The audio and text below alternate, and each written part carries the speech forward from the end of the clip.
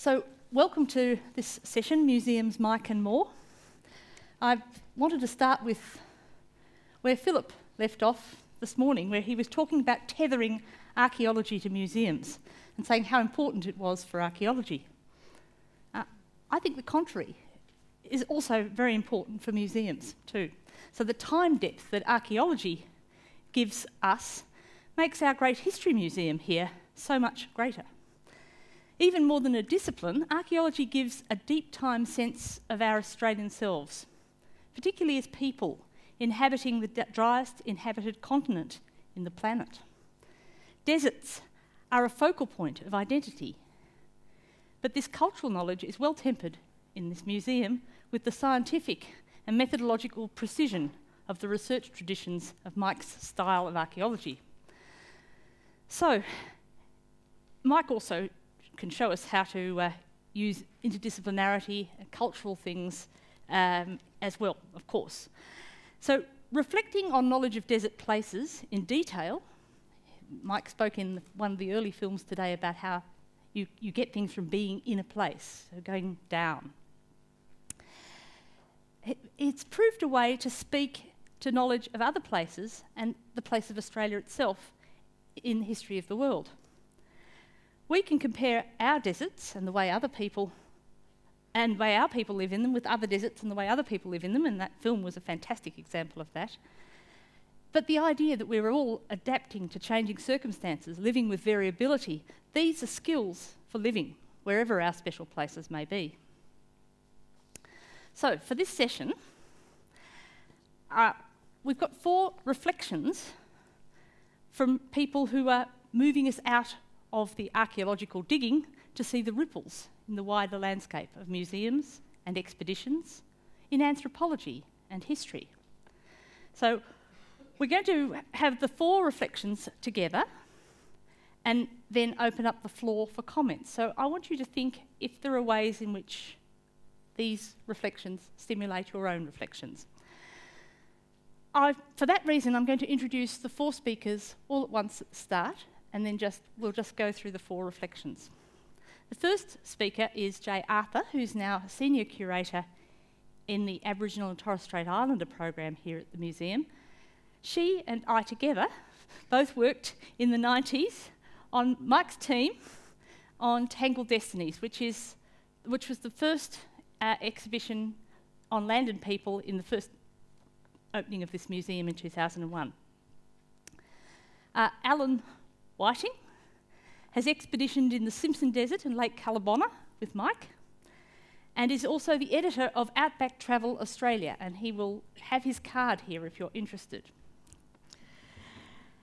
Diana James is an anthropologist working at the Australian National University, and she's the manager of the Alive with the Dreaming Songlines project, which she manages for the museum, the university, and 9 Aboriginal corporations.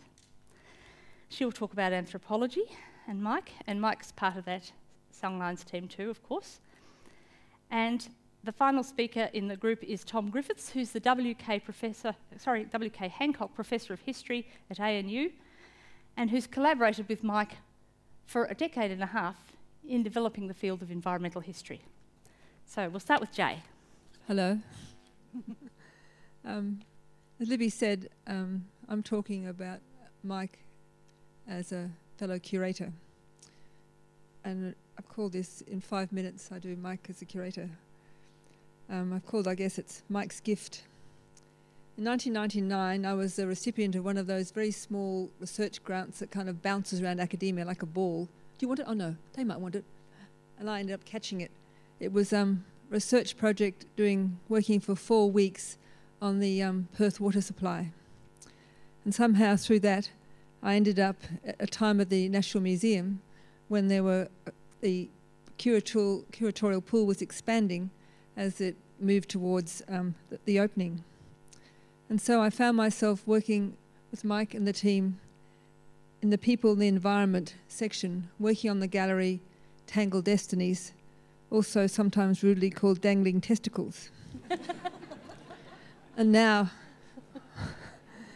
a little more ordinarily called Old New Land. And thinking about that experience, I wrote down the beginning of a journey. I thought, how cliched, I can't say that. Looking back, it did really feel like a physical journey. We were following Mike's map as he plotted the conceptual and imaginative occupation of the Australian continent. Tracking this conceptual occupation through the stories that are told in that gallery. I went and had a walk through there this morning, and as I walked through it, I just remembered what an adventure it was for all of us as we tried to tell these stories, led by this dedicated, passionate, rigorous lead curator. And a man with so much creativity, but also great attention to detail. As I remember, my folders used to drive him crazy because I always put the hole punch in slightly crooked, so none of the pages were the same. None of the pages my folders ever lined up. But I'm an artist, what do you expect? I remember those discussions with the designers who, of course, came from America. At one point, one of the designers said, when you're talking about the environment, why do you always talk about rabbits? He didn't know quite where to begin. Or when he was drawing, one of the designers was giving us an idea of a lake, he drew it surrounded by bright, dark green. The whole palette of Australia was quite difficult to convey to those designers, as we remember. Working in Mike's team was a lot of fun, as well as being very creative and intellectually exciting experience. There are also many arguments we had about what we thought should best go in. And I was really keen on having a Chinese wire netting pig-carrying basket. And I argued long and hard for that, but as you see, there's no Chinese wire netting pig-carrying basket in the old new land, and only have very small pig-sized grudge, which I hold. After I left the museum, when the curatorial pool was reduced again, I went off, did a freelance curating, and then worked at the National Archives. And then in 2007, I was fortunate enough to come back to the museum, and I work in the Aboriginal and Torres Strait Islander program. Now back to my title, which is Mike's Gift. Not only fortunate enough for all of us to be educated in curatorship by a teacher so dedicated, so intellectually rigorous and so generous, but for him, the gift was to make us always see clearly the idea that animated the stuff. There's so much stuff in exhibitions, so many objects, so much stuff. Paperwork, cases, organisation, loans. He made us see clearly that exhibitions are as much a scholarly and intellectual activity as a book or any other item of scholarship. He enables us to see that an exhibition is much a physical rendition of an idea as a work of art. He taught us to always be listening to that conceptual note that you wanted to strike, to turn back to that clear direction, that animating idea. Mike's gift to me and many other curators who worked with him have lit my career ever since. I don't think I've necessarily actually used up my 5 minutes, but it doesn't take necessarily very long to say something very important. So thanks, Mike. What is a humble journalist doing in this exalted academic community, I asked myself. A man who writes about four-wheel drives and deserts has a pathological fear of socks. It all started when I discovered that museums didn't have a bottomless pit of money to get out into remote areas. And a chance meeting between Mike and a mate of mine saw us down here for a meeting, and we discussed where Mike would like to go. With June, where would Mike like to go? Think of the most remote place in the Simpson Desert, GeoSurveys Hill. That's where Mike wanted to go.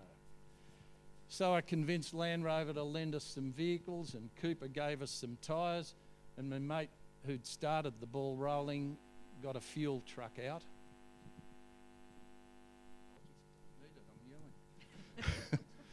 And we loaded the truck up with fuel and headed out through some territory. Mike said, "We have permits for this area, don't we?" And I said, "You didn't ask me that question." It was only for a very short distance, but it saved us a lot of grief, and I know some of the fellas out there anyhow. So we got our way to Geosurveys Hill after we dismissed the truck because it blew all the spare tyres. So we hid the fuel in the bush, hoping we'd be able to get back there before we ran out. But the trip had to go on. So there we were, my mates, our video crew, and 2 archaeologists. We didn't know anything about archaeologists, what they ate. I mean, I hadn't met Giles, or I'd have known. The only thing we knew about them was they'd know how to dig a hole. So we went to Geosurveys Hill, and I was all excited because it is, as I understand, the largest silkrete outcrop in the Simpson Desert. Is it correct? He's nodding. That's good. So I thought, well, we're here, let's go home. A bit like Giles, focused on the evening meal. Didn't happen. This wasn't the main attraction. Mike said, "Oh, it's a quarry." They used it to make grindstones, but the real interest is over a few dunes. The dune's about 20 metres high. So, "Can we go over there?" says Mike. "Yeah, of course, not a problem. Not our vehicles, were they?" So we found this clay pan, which looked like any other clay pan to us, but Mike and June got so excited. So, look at that, look at that. It looked like a bloody clay pan to us, but we were soon instructed in clay pans and their significance, especially when they've got lots of stones lined up on them. So that was a really interesting trip for us, and we started to learn. Before then, I thought Pleistocene was something you rubbed in your sister's hair. So we learnt plenty on that trip. Now, Mike and June spent hours putting little coloured flags on these stones out across this clay pan. But why? It looked fine the way it was. If they want a Macca's here, do it. Anyhow, all these little flags. So our video bloke, who's a bit of a wag, came into camp that night. He'd gone for a walk. He came in and he said, "Mike, did you put all those flags on that clay pan?" And Mike said, yes. Stan said, "Well, they were all wrong, so I moved them." So that trip must have been successful because we kept communicating, and then the next thing Mike wanted to do was go and look for something called a diprotodon. So I thought, how difficult can that be? Lake Callabonna. How difficult? It's a salt lake. It'll be as dry as a chip. We can walk around dead flat. We'll be able to drive the vehicles fine. 2 inches of rain 3 days before we got there.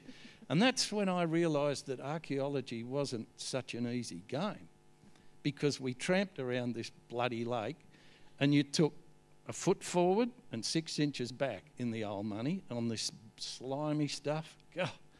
Anyhow, he found what he wanted. Little thing about this long. I mean, a diprotodon is a big beast. I did that much research. We were so disappointed, but he was like a schoolboy, thought it was terrific. And then we journeyed up from Lake Callabonna and we went into the Santos oil fields, where there's a place called Narkanawi, which I'd never heard of, but Mike was excited about that one too. And June was excited about that one. So we arrive at this place and it's a grindstone quarry, sandstone, dirt. You guys are all familiar with this stuff, but to us it was something of a mystery. And it was bizarre because there was this grindstone quarry, thousands of years of Aboriginal visitation perhaps, and on the top of the dune was a pump jack, red and black with Santos splattered all over it, and that was pumping oil to fuel all their exploration vehicles. So it was quite a bizarre scene. And Santos workers came and they had no idea what we were doing. They'd been briefed that there were a bunch of weirdos down there, but they didn't know exactly what it was all about. So we saw them pull up in the ute, and they were doing some maintenance on the pump jack, and they couldn't help themselves. They wandered down the hill. And I wrote that up in a magazine article, and it's now on our website as well. So I'd like to read where I saw Mike with the common touch. And I might have to yell. Oh, yes, I can see it from here. The eyes aren't what they used to be. Too much sandy blight, I think. The story was called A Pile of Old Rocks. And the intro goes, when we do regular outback trips with our archaeological mates, putting a bit of class on myself there, it never ceases to amaze us how they see things we don't. On this excursion into the Strzelecki Desert, we helped them locate what looked like a pile of old rocks, but it turned out to be something quite different. And now there was a photograph of the workers coming down the slope. "How are yous going?" was the greeting from a pair of Santos field workers who descended the dune from the oil well pump jack they were checking out. "We're fine," came the chorused reply. There were 8 of us, I think, weren't there? All your slaves, Mike and June. "What are yous doing?" Over to Mike. No one was going to answer this one. "We're surveying this ancient grindstone quarry," answered Dr. Mike Smith, with a slightly English twang, senior archaeologist with the National Museum and the bloke in charge of the 2-day operation. "Grindstone what?" "It's an ancient Aboriginal grindstone quarry," Mike Smith informed them, and despite a tight schedule to record as much data as possible, took the 2 blokes on a short tour of the site. Hundreds, perhaps thousands of years ago, this rare outcrop of white air formation sandstone, did I get that right? Thank you, Mike, was discovered by the local tribes who set to work excavating the area in search of stone slabs that were suitable for making grindstones, Mike pointed out. They dug out the pieces of stone, choosing ones that had flattish faces, and then trimmed them to size. The pieces they didn't want were thrown onto the outer edge of each excavation area, making the ring-like edges you see today. The pieces that made good seed grinding stones were used by the tribes to create bush flour and were also traded with other tribes that didn't have the luxury of a grindstone quarry. I'm halfway there, I reckon. It's not an honours degree yet, but I'm working on it. "Struth," said one of the Santos workers. "We reckoned it was an alien spaceship landing site." Looking around at the close-set overlapping rings of stone blocks, it was easy to fantasise a spaceship blasting off, leaving its rocket exhaust patterns in the dune valley floor. Thanks, Mike, for the knowledge and the fun.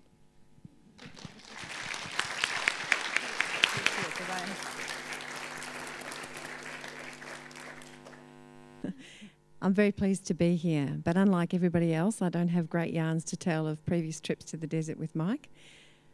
They are yet to come. So I'm going to tell you about the journey that has brought me into conversation with Mike Smith, and the imagination and the poetry and the science that have gone into planning our trip together into the desert with June and with senior Aboriginal people on the APY lands, which is due to commence after Easter. So I've called it Eyes of the Earth.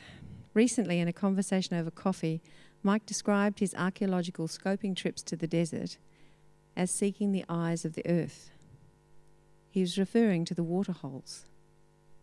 His poetic phrase conjured for me an image of a sentient earth looking up at the sky, the trees, the rocks, the birds, the goannas, and humans that come to drink from its precious water. Waterholes in the desert are glistening blue dots in a brown land. Metaphorically, they appear to be eyes looking outward and lenses through which to look into the earth. My imagination played with the image of the scientist Mike peering through the lens of a waterhole and the spirit of Wanambi, the water snake, looking back at him, both assessing the other. I don't think Mike realised I was daydreaming, but Anyway, Mike is one of those rare scientists who might enter into a conversation with the wannabe, the mythic guardian of the desert waterholes. Mike's prepared to climb out of his excavation pit, both literally and metaphorically, to engage with other ways of knowing country.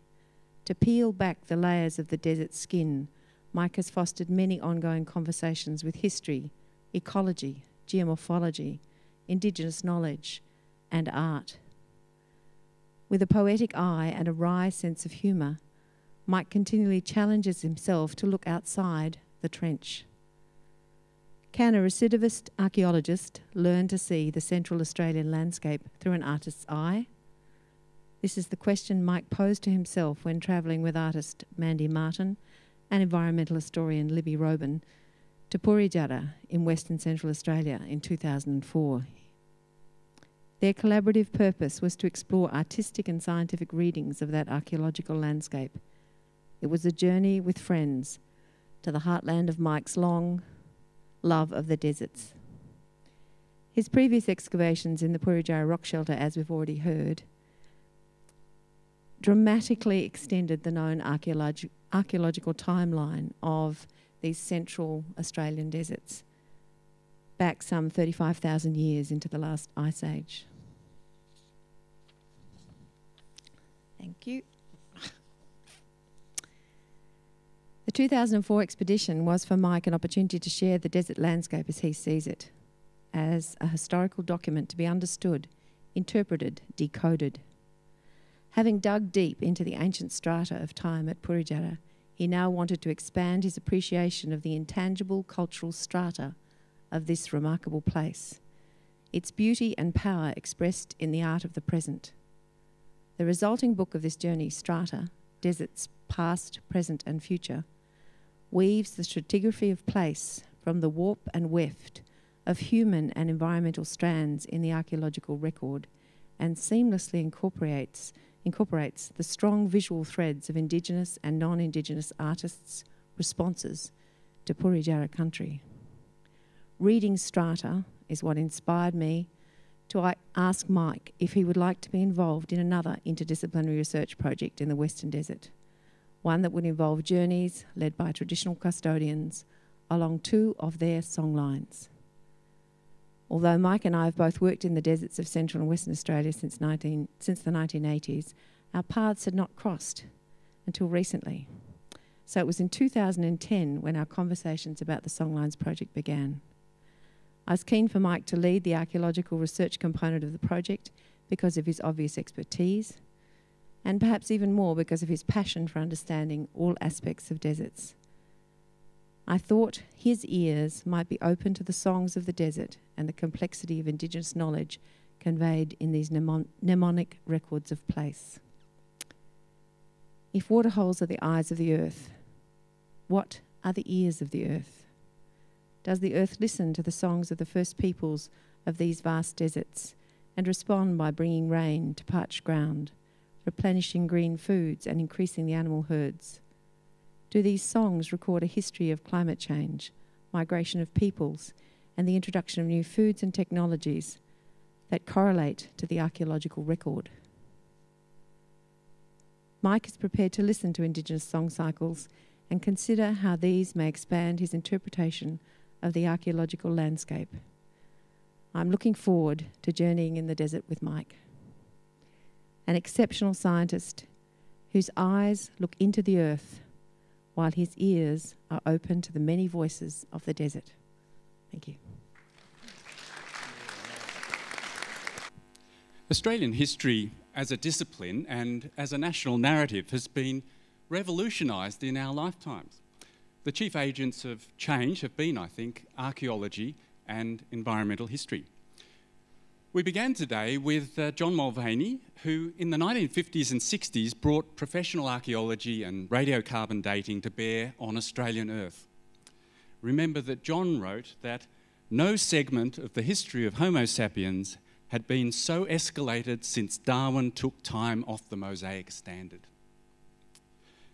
When John was digging at Fromm's Landing in the late 1950s, some scholarly Australians were still arguing that Aboriginal people had been in this continent for just a few thousand years, and some asserted an even briefer presence.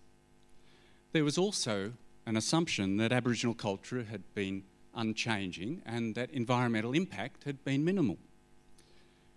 Australia, of course, has a settler history of resistance to the intimations of Aboriginal antiquity and adaptability. There was reluctance among colonists to acknowledge the depth of belonging of a people whose continent they had usurped.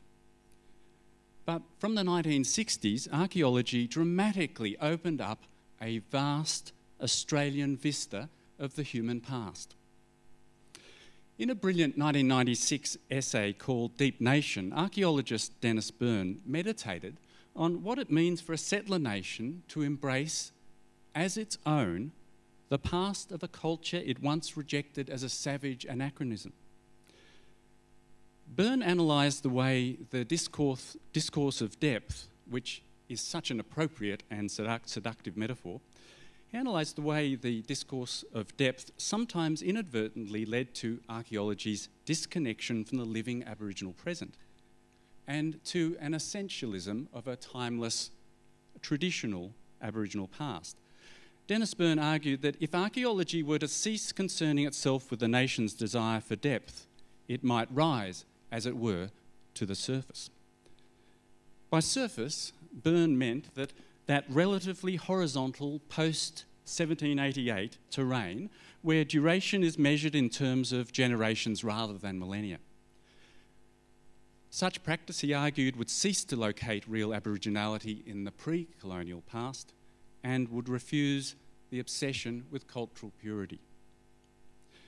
Writing in the mid-1990s, Byrne didn't foresee, perhaps, how quickly this apparent binary might be transcended and how effectively the depths and the surface might be united in one remarkable vision. Mike Smith's career and oeuvre help us to think through these challenging and exciting dilemmas of our generation. His reflective practice offers us an enabling window onto archaeology in the period of escalating human timescales and resurgent Aboriginal politics. Known affectionately at the National Museum as Dr. Deep Time, and we know how enamoured he is of stratigraphy, Mike has also sifted the surface sands of his beloved deserts with meticulous historical care. He finishes his great book, The Archaeology of Australia's Deserts, with a cultural history of the last millennium. And in his book, Peopling the Cleland Hills, which is displayed just over here on the table, he gives us a remarkable modern history of a frontier drawn from documents, memories, and conversations in place. He believes it's important to retain a feeling for the contemporary cultural landscape that swirls around the sites he studies. And so he uses Piritjara as a place from which to view the modern social exchange and disruption generated across Kukacha country by the European invasion. Although his focus in Peopling the Cleland Hills is on the last century and a half, tens of thousands of years of human history are implied in his gaze. Rather than following large-scale events themselves, pursuing them off-stage, as it were, Mike, in that book, keeps us grounded in place at Piritjara, and we see the events flicker past, or we feel the ripple of their distant impact. There's a kind of Aboriginal patience, I think, in this earthed archaeological view, in this Ice Age inheritance, in this steady, embedded watchfulness upon particular country. We can sense in that book, more explicitly than in any other of Mike's work, I think, how intimately and even spiritually he's come to identify with the desert and its modern people. This is surely a source of the powerful poetic vision that illuminates his science. As a student of Mulvaney's, Mike is both archaeologist and cultural historian. He sees archaeology as ultimately a humanities discipline. Mike aims to give us not just ancient dates, but a history of deep time. He works from the ancient past forwards and also from the ethnographic and historical present backwards. And what he produces is a complex, contoured human history of social and environmental change. Thus, he demolishes absolutely the timeless metaphor that stalks ancient Australia. And he believes that a nuanced history ultimately conveys depth better than dates. He's written the Archaeology of Australia's deserts for several audiences, I think. For the world's archaeological community, for his fellow Australians, and especially for the people who welcome him in their desert country. I'd like to finish with Mike's own words. In a recent National Library interview, Mike had this to say to his Aboriginal friends. This is a rich history. It's something that sits next to the dreaming. It doesn't displace it. It doesn't replace it. But it's a rich history here. It's something to be proud of. It's been my privilege to work on this history. But in a sense, it has also been my gift.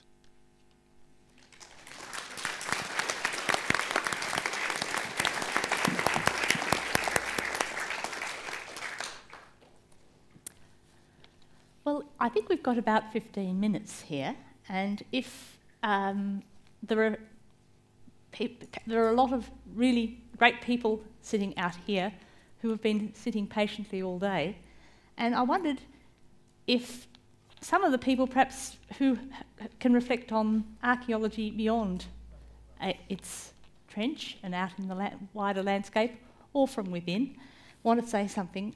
This is an opportunity. Hello. I'm not an archaeologist or a professional in any of these fields that I've seen here today, but I'm very curious about the camel trains, if that's permitted to ask questions about that or comment. I believe they're very temperamental animals in the sense that they won't get up when you want them to. And do you take somebody along to manage the animals and feed them and water them? And Jo, would you like to take that, or would Andrew? Oh no, badly want to do it. No. We have we do take someone along to handle the camels because they're horrible, and we're very lucky to survive the trips. Actually, Mike tried to be a cameleer for a while, but failed, unfortunately. He established quite a good relationship with a couple of particular camels, but ignored the rest of the animals and caused quite a bit of trouble. So Jo, I think perhaps you might need to pass the microphone to Mike to defend the camels at this point. No. There's actually the person that... I'm not giving this up. Are you kidding? I've got it. No. I'm just worried about the camels here. No. The person that is our camel controller, basically, that manages to make sure that we walk out with arms and legs, is this man. Their teeth, they can bite your head off. I mean, they're just... So this is Andrew Harper, who soothes the savage beast. So. You're talking about Mike or the camels? Some of you probably don't know that among the great list of letters behind Mike's name, the growing list, is also that of a cameleer with Australian Desert Expeditions. And Mike first is the director of Australian Desert Expeditions, I should add, as well, one of our board members. And Mike first worked with camels in 2005 and survived the spitting and the biting and the kicking and what have you, and that was just from me. But he actually earned his stripes on a trip in 2010 from Mount Nucky in the Northern Territory across to Craven's Peak. And there was myself and Jo and Greg, another cameleer, and John Wilkinson, another cameleer. And we were one person short. And I went over to Smith's camp and I said, "Right, Smith, you're on deck." And he jumped at the chance because it was only, I think, 200 k's or so over 12 days. It wasn't very far. And But unbeknownst to me, of course, that I thought he'd be working with the camels and tying ropes and helping to load, but most of the time he was off bloody well digging for stuff. But we did find a stone quarry on that trip, didn't we, Mike? It was very interesting. He did have the tendency to keep digging up the camp oven at night around the campfire.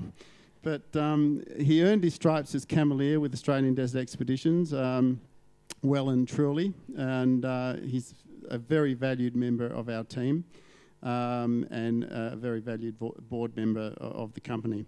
But to answer your question about the camels, they are a delight to work with. They, as is Mike, they don't kick or bite or spit or anything like that. No, they're very pleasant. Yeah, I do have to defend the camels. They're very charismatic animals, just a delight to work with. Some of them have a real sense of humour, a bit of a larrikin nature, you know, or pin you down when you're trying to undo the hobbles. You know, occasionally someone might swing a kick at you, but only because you've crowded them. There are one or two camels that are just oafs, you know. Colson was a particularly notorious camel, and Sultan, not a very good camel particularly, until you really got to know him.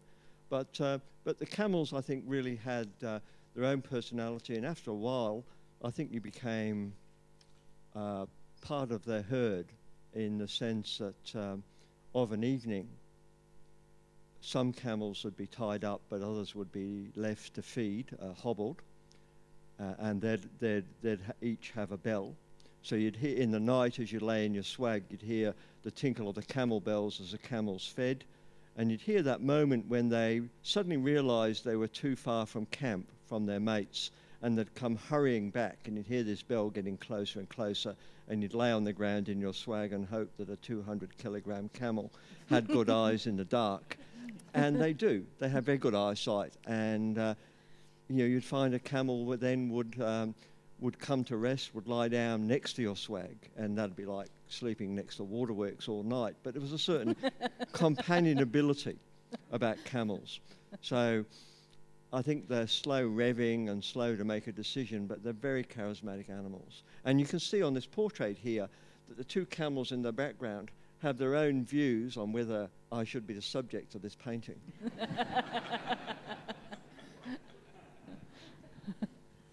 Thank you. I'm sorry I missed out a few bits, if I may.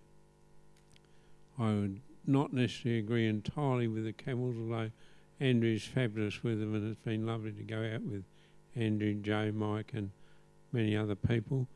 But my own experience was to get drop-kicked about 10 feet by one called Lofty, who was named after a policeman who was 6'10", but the policeman wasn't a bullock, Lofty was.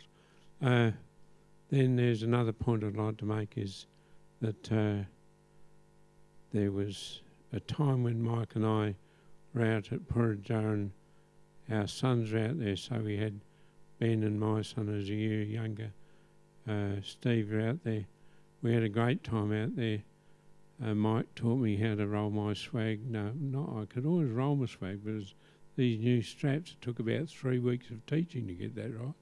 But I was all right with belts and ropes, but not the new sort you had, which everyone uses now. But we're coming back, and Mike and I in the front having a yarn, and after about 30 miles, about 60 kilometres, said, "Oh, we've got our sons on the back." So we checked out, and they were there sort of hanging on the ropes, having a great time on the back. But it was really a good time to have. And then I think as Giles mentioned about the Vegemite and the fish, and Mike said there was no Vegemite, and I think that was only because he forgot it. But no, I mean, I remember I went on that tucker run, and we got out. When I got out there, I think Mike had said before that, said I think might have a bit of a kind of a rebellion here if I don't get something out. So he got out with it, and everyone was a bit happy after that. But lovely times and good memories. But last thing I'd like to say is Douglas Mulder and I talked about him coming here. He's really looking forward to it. He's very positive about Mike, and Mike had known his father and that, and I've been lucky enough to know the grandfather and the brother and that, and so as a combination of all that, I'm sure that one of the things I'd always recommend is that Mike has never done anything without consulting people, agreeing with it. If they don't want anything done, he'll just leave it and let them think about it. But it's been, he's been very complimentary in every dealing he's ever had with Aboriginal people. And I think he learnt to laugh a bit more with them because they've got a great sense of humour too. So thank you. I'm very interested that you have also learnt from Mike Smith how to roll a swag, because I also learnt, and at Purutjara, how to roll up Marnick's swag, which was on loan to me, and I was terrified. I share an office with Mike. Mike's half of the office is incredibly tidy. Mine's a tip, you know. There's a sort of line down the middle. This swag was on loan, and I thought, how am I going to return it in the very neat shape it arrived? Because it fitted in an airline locker. It was amazing. And you open it up, and inside there's a little brush. I mean, to provide the brush to get rid of the sand before you roll it. I thought that was wonderful. And thank you for the swag, Marnick. We've probably got time for one more comment if there's one. Somebody's... I actually had a question for Mike. Is that permitted? Of course. Everything's permitted. Because we heard several times today about Mike's precocious interest in archaeology, and luckily that was a gamble that seems to have paid off. But I was curious what makes a 3-year-old or a 6-year-old so interested in archaeology. What was the attraction? Oh, I have no idea now. I was probably 10 or 12. You know, most kids of that age have a range of interests. I had 3 particular interests. I was interested in space and astronomy with science fiction as a sort of soft end of that. I had a telescope, but it was a low-powered job. I was interested in dinosaurs and paleontology, and at the popular end of that, I had a large collection of live lizards that I kept as pets and would collect live food for them. And I was interested in sort of archaeology and ancient history. I'm not quite sure why, but it might have been the ancient history end of it. But at some point in time, I do remember making a very conscious decision that archaeology was the most viable of the 3 options to pursue as a career. I think if I look back now, I wouldn't say that. You know, when there's a Nobel Prize winner astronomer, you know, or fantastic paleontological discoveries around the country, you'd think, you know, a kid now would not choose archaeology. But I did, and I've never been sorry about the choice, because I think the combination of the sort of forensic work, the lab work of archaeology, plus the field work, plus the just the sheer adventure of discovery really make it quite a special field. John Mulaney used to say it was the best general education anyone could get because of the range of fields that involved its inherent multidisciplinarity. And I think they're still very strong features of archaeology, very attractive features of archaeology, as you've sort of seen today, really. Okay, I've got the signal of one more possible. And there's a gentleman over here with the blue shirt. Thanks. Sorry, you could introduce yourself, perhaps. Thanks. John Bolton. I'm a kids doctor from working in the Kimberley. I want to refer to something that Professor Griffiths said and just take up that point with respect to the shift in understanding of deep time and history, and advocate that you people in humanities shouldn't underestimate the power of what you do towards reconciliation. The aesthetic attraction and beauty of rock art, for example, or the other material that we've heard of, is an immense attractor to people to actually shift their cognitive framework so they can actually view Aboriginal people in a different light, and therefore bring with it an affective change so they can actually consider being friendly with Aboriginal people and towards reconciliation.